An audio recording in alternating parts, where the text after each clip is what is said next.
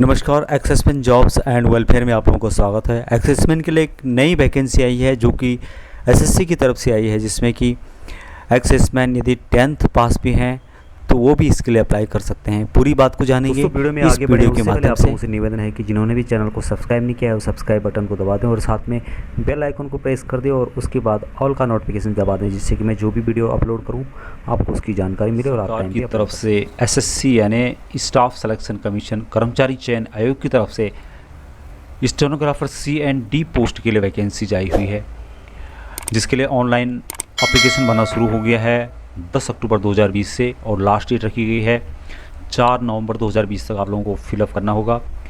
इसके लिए दोस्तों ऑनलाइन फ़ीस जमा करनी होगी 6 नवंबर 2020 तक। उसके अलावा यदि आप चालान के हिसाब से करते हैं तो 8 नवंबर 2020 तक आप लोगों को चालान जमा करना होगा। कंप्यूटर बेस्ड एग्जामिनेशन के लिए जो डेट रखी गई है दोस्तों वो 29 मार्च 2021 से लेकर 31 मार्च 2021 तक रखी गई है। ये जो स्टाफ सिलेक्शन कमीशन की तरफ से जो वैकेंसीज स्टेनोग्राफर C&D पोस्ट के लिए है दोस्तों, ये नॉन गजेटेड पोस्ट है और जो वेरियस मिनिस्ट्रीज़ हैं, डिपार्टमेंट हैं और organization in the government of India के हैं, उनके लिए वैकेंसीज़ रखी गई है। वैकेंसीज़ का डिटेल नहीं दिया गया कि कितनी वैकेंसीज़ हैं, लेकिन वैकेंसीज़ बहुत सारी होती हैं, हज़ारों में होती हैं। रिजर्वेशन दोस्तों, रिजर्वेशन के बारे में डिटेल्स में लिखा है कि रिजर्वेशन सबको मिलेगा। यहाँ पे जो भी SC ST OBC या एक्स-सर्विसमैन हैं उन लोगों को यहाँ पे रिजर्वेशन दिया जाएगा और जो डिसेबल पर्सन हैं यानी जो कैटेगरी हैं वो भी इसके लिए अप्लाई कर सकते हैं। और यहाँ पे इंपॉर्टेंट लिखी गई है दोस्तों कि जो वैकेंसीज हैं वो एक्स-सर्विसमैन के लिए ओनली ग्रुप C पोस्ट के लिए रिजर्व करके रखी गई हैं, यानी ग्रुप C पोस्ट के लिए एक्स-सर्विसमैन के लिए वैकेंसीज ओनली रखी गई हैं। इसके अलावा जो डिसेबल पर्सन हैं या कैटेगरी हैं वो भी इसके लिए अप्लाई कर सकते हैं। पूरा डिटेल्स यहाँ पे दिया हुआ है कि किस किस टाइप की आपकी डिसेबिलिटी है, वो भी इसके लिए अप्लाई कर सकते हैं। इसके लिए पूरे भारत से दोस्तों आप लोग अप्लाई कर सकते हैं। ये सिटीजन ऑफ इंडिया और साथ में ये सब्जेक्ट ऑफ नेपाल, ये सब्जेक्ट ऑफ भूटान और अदर जो भी यहाँ पे पूरा डिटेल्स लिखा गया है वो इसके लिए अप्लाई कर सकते हैं।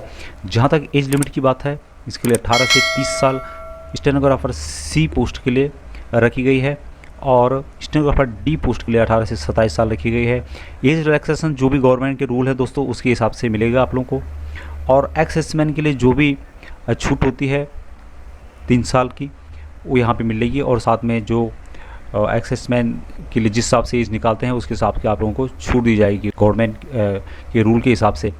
बाकी यहाँ के एक्स-सर्विसमैन के लिए पूरा डिटेल्स लिखा गया है कि एक्स-सर्विसमैन कौन कौन इसके लिए अप्लाई कर सकते हैं। जिन्होंने आर्मी, एयरफोर्स या नेवी में सर्विस की हो वो इसके लिए अप्लाई कर सकते हैं। जो भी डिस्चार्ज आए हैं, डिसेबिलिटी पेंशन ले रहे हैं वो इसके लिए अप्लाई कर सकते हैं।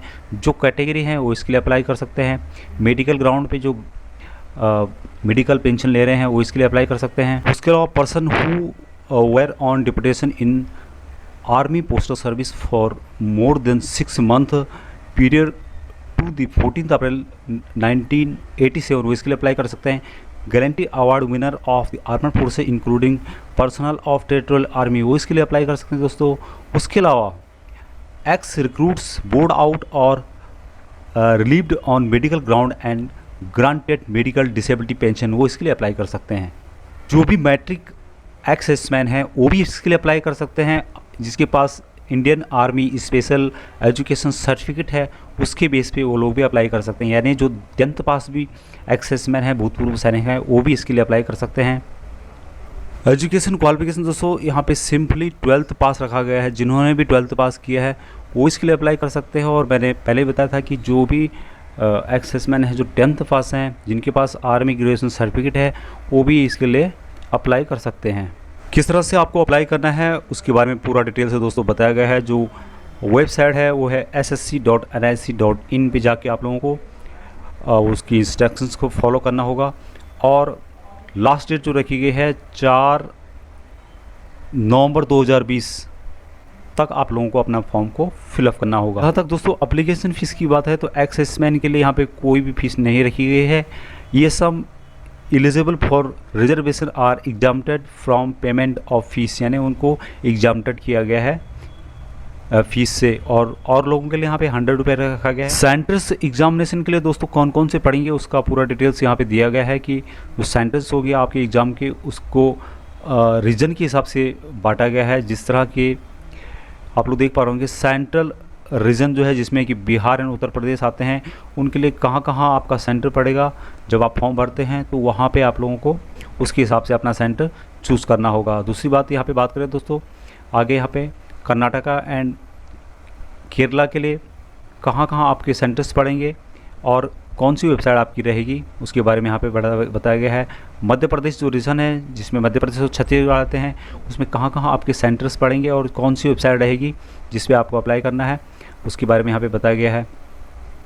तो पूरा डिटेल्स इसमें दिया गया दोस्तों। वीडियो के डिस्क्रिप्शन में आपको इसका लिंक मिल जाएगा, वहाँ से आप लोग इसको एक बार डीपली पढ़ सकते हैं और अपने हिसाब से सेंटर को चूज कर सकते हैं।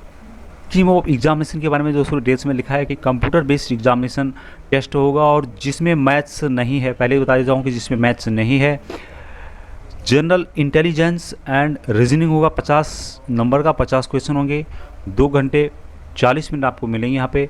जनरल अवेयरनेस होता है दोस्तों 50 क्वेश्चन 50 मिनट के, और इंग्लिश लैंग्वेज एंड कॉम्प्रिहेंशन होगा आपका 100 क्वेश्चन होंगे 100 नंबर के, जिसके लिए टोटल टाइम मिलेगा 2 घंटा 40 मिनट। और मैथ्स यहाँ पे नहीं रखा गया है, तो जिसको मैथ्स से डर लगता है दोस्तों उनके लिए अच्छा मौका है कि वो इसके लिए अप्लाई कर सकते हैं। जो भी क्वेश्चन होंगे वो ऑब्जेक्टिव टाइप के होंगे, मल्टी चॉइस क्वेश्चन होंगे जिसमें कि 4 ऑप्शंस होते हैं, एक आपको सेलेक्ट करना होता है, और नेगेटिव मार्किंग रखा गया है 0.25 मार्क आपको प्रत्येक क्वेश्चन गलत होने पे आपके कटेंगे।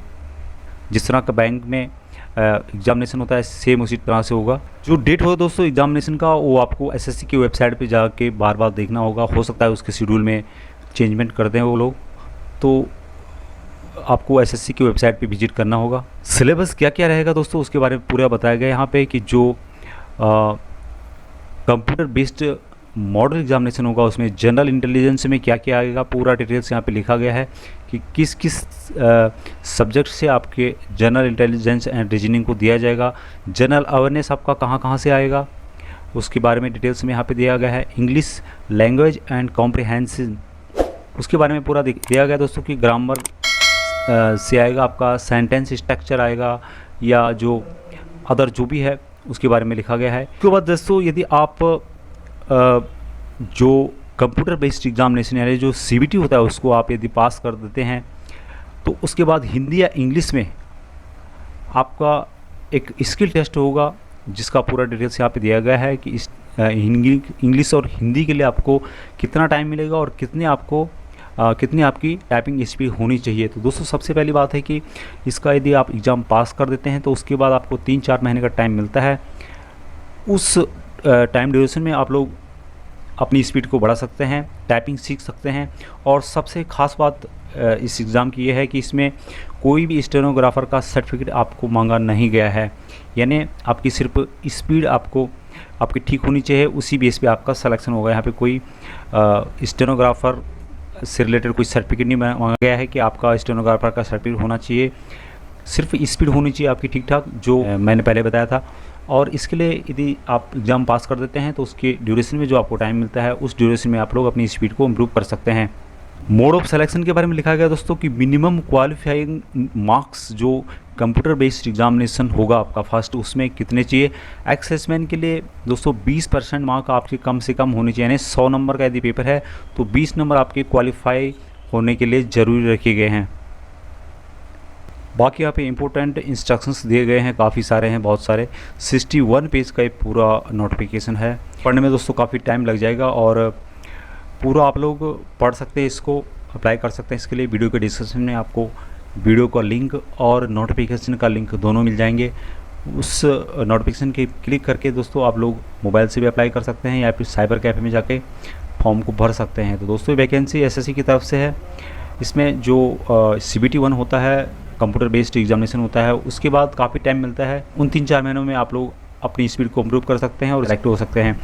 इसमें कोई भी स्टेनोग्राफर से रिलेटेड कोई सर्टिफिकेट नहीं मांगा गया है, सिर्फ आपकी स्पीड ठीक होनी चाहिए जो कि इन्होंने नोटिफिकेशन दिया है। हिंदी या इंग्लिश दोनों में से किसी को भी आप चूज़ कर सकते हैं और अपना एग्ज़ाम क्लियर कर सकते हैं। दोस्तों मैंने पहले ही बताया था ssc.nic.in रखी गई है।